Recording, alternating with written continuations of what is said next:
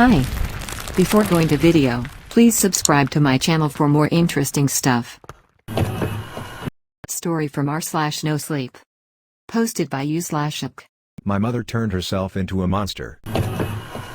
"Come here, feed me my child," Mother said, her voice raspy and weak. Mother had grown almost twice her size in the past few months. Her appetite had become relentless. No amount of food could calm her, and at one point we ran out of money.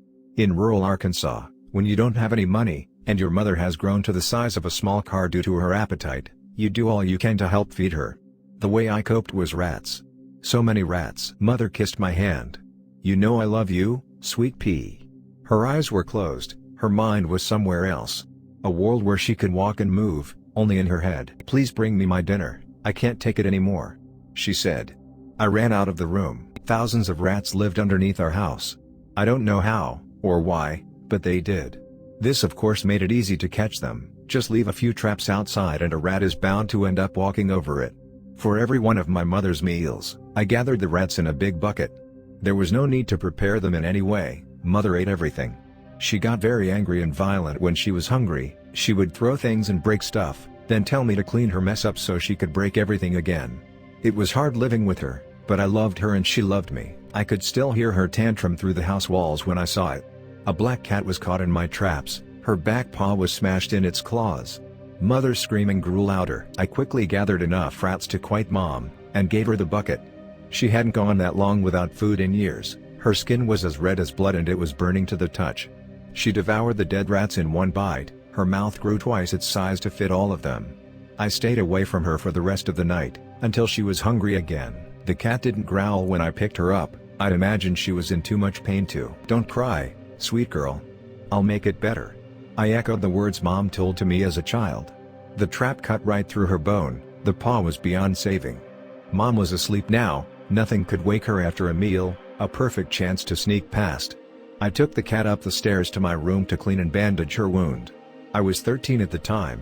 What 13-year-old knows how to fix a cat's decapitated foot? Despite that, I did my best and the cat stayed quiet all through the process. A brave cat she was. I named her Rosa after Rosa Parks, the only brave woman I knew. It was a different world back then. She hid underneath my bed for the next few days, only coming out for food and water. Luckily I had plenty of rats to spare.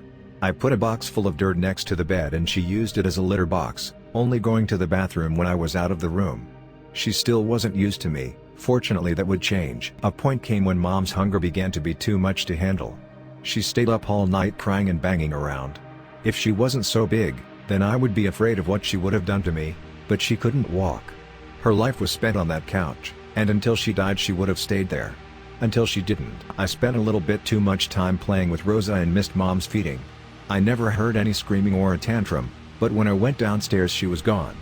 The spot on her couch that she had sat on for years was now empty, a large indent laid in her place. The door was left open, a light breeze filled the house. What do I do now? We lived in the middle of nowhere, no phone, no people for a long time. It was summer so no school. There really wasn't anything I could do. I tried looking for her, but she was a nearly 1,000-pound woman that couldn't stand up, that was now supposedly roaming the forests of Arkansas. Nobody wants to look for that. Even if it was your mom. I never saw any rats after she left. I can only imagine what happened to them. For a while after that it was just Rosa and I. We kept each other company. She was all I needed. I won't lie and say it wasn't nice to not have to care for Mom. I knew it was bad, but Mom was a handful. Rosa spent most nights meowing at the door. Her meows echoed all throughout the house, and after years of feeding a very unpredictable appetite, I was a light sleeper. Sometimes when Rosa woke me, I would take her in my arms and sit out on the patio. Most of the time it was all it took to calm her down, and after half an hour or so of petting her while she purred and purred, we went inside and both fell asleep. One night I heard the unmistakable sound of Mom's screaming in the woods. I couldn't believe it. The sound echoed all throughout my ears and shook my very being. That was the last night I spent outside. I found Mom's stash of money in her room. Before it got bad, she talked about it a lot. She was saving for a trip to Hawaii. Just her and I? I honestly think she forgot about it. Her hunger got to her head. I would have loved to go on that trip with her, but I know that's not possible anymore. The creature that lives in the woods now is not my mom, not even close. The money paid for food, though. Funny how that worked out. After hearing her in the woods, I started seeing things that reminded me of her. A bright red hair in my bed, mine is brown, hers is red, a dandelion, her favorite flower, left on the windowsill. Her favorite food is brownies, and one day I smelled it in the kitchen. I honestly thought I was going crazy. My only social interaction for weeks was with Rosa. Going crazy made sense. I wish that was the case. It was around noon, and I was playing with Rosa in the yard. Despite missing a back paw, Rosa could still run and jump. She was chasing some bug, then leap and think she caught it, but the bug would fly out from underneath her paws, then she would jump again. Watching her made me happy, made me feel normal. Our house was built a little bit off the ground, built in a time when the floods made their way all the way out here. If I wanted to, I could crawl underneath the house and have a decent amount of space. It was probably where all those rats came from, all that time ago. Rats, and other things. The bug Rosa was chasing kept getting closer and closer back to the house, until when she pounced, she ended up rolling underneath the house. I ran over to see what had happened, but couldn't see her underneath the house. A few minutes passed, and she never came out. I ran inside to get my flashlight. Maybe I could see her if the space was lit up. I peeked my head below and shined the flashlight. What I saw took my breath away. Below my house was a hole. A huge hole. Its size was just smaller than the house, so that anybody who didn't know something was underneath couldn't see it. I heard Rosa's meow from deep underground. I also heard my mother's yelling. It came from deep underground as well. It's the heart afraid of breaking that never learns to love. If Rosa can do it, so can I. With a flashlight in hand, I crawled underneath the house and jumped into the hole. It was only about 6 feet deep, just above my head. Shining my flashlight showed that the hole was like an underground room. Around 10 doors lined the walls. I opened the one closest to me, a bright red door with thin black stripes. The interior was dark, but the sounds that came from it were not. Gunshots and screaming in a language I didn't know filled my ears. Explosions and crashes shook the door frame. I quickly closed the door. Each door led to a world of sounds completely different than the other. One held the beautiful ringing of whale calls, the other sounded of an air raid. In only one of the doors could I hear Rosa's meowing, and Mother's tantrum. Be brave. I heard the words I told Rosa when I treated her wounds, but they didn't come from my mouth, nor were they in my head.